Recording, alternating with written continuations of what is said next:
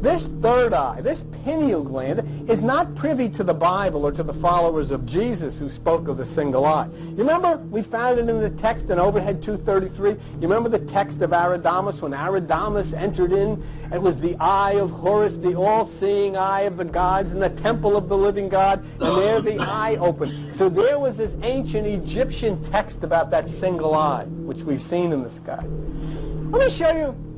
Let me show you what I'm talking. When I talk to you about the star, Eta Carina, sending down angles of light to touch you with the pineal gland, let me show you a carving that they found on the wall in the ancient temple in Luxor in Egypt. Take a look at that. There's the star. Eta Carina, is it? There's the angle of light. And look at where it's impacting. Bang. So they knew, and we lost it. People shouldn't be, Uncle Joe or Uncle Don or Aunt Tilly or mother or whatever died at 70, 80 years old. They're kids. They shouldn't have. But we abandoned all of this.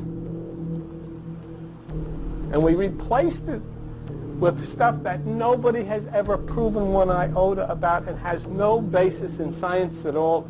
This has a basis in science because of the fact that right now the National Aeronautics and Space Administration is talking about photons and optical computers between the brain and the sky, which they say is the future of space communication. So in other words, these people who drew that have been fulfilled by NASA. The churches that we have up and down this highway have been fulfilled by nobody. And then, of course, we had Overhead 260, which talked of the eyes of the whitehead are diverse from all. Above the eye is no eyelid, neither is there an eyebrow. This eye is never closed, and the two are converted into one. All is right, there is no left. And then the wise ever behold the highest step of Vishnu. This is from the Kabbalah, the ancient Hebrews. This is from the Hindus, in the eye of Vishnu. And then, my goodness gracious, have you looked? Have you looked and see what your Hubble has? I mean, you're paying for Hubble. Have you seen what they took a picture of? Take a look. That's the astronomy picture of the day. The eye of the Hourglass Nebula. Forget Vishnu. You can't deal with Vishnu because it's Hindu? Okay.